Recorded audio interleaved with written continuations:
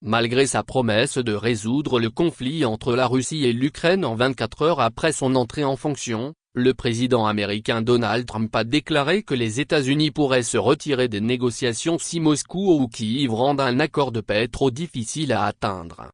S'adressant vendredi à la presse depuis le bureau ovale, Trump a précisé qu'il ne s'attendait pas à une trêve dans un délai précis, mais a réaffirmé sa volonté de parvenir rapidement à un accord. On parle ici de vie humaine. On va mettre fin à cela, idéalement, a-t-il déclaré. Mais si, pour une quelconque raison, l'une des deux parties complique excessivement les choses, on leur dira simplement, vous êtes des imbéciles, des gens horribles, et on passera à autre chose.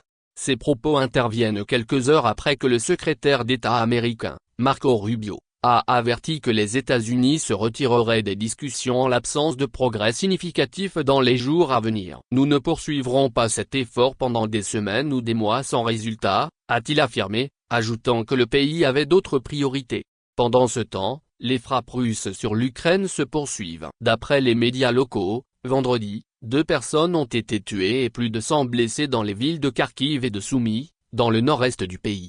Depuis l'invasion à grande échelle lancée par Moscou en février 2022, les troupes russes avancent lentement dans l'est ukrainien. Le président Vladimir Poutine a posé plusieurs conditions préalables à toute éventuelle cessation des hostilités. Les tentatives de diplomatie directe de Donald Trump avec le Kremlin, ainsi que ses critiques virulentes à l'égard du président ukrainien Volodymyr Zelensky, suscitent l'inquiétude parmi les alliés de l'OTAN, qui insiste sur la nécessité de continuer à soutenir Kiev.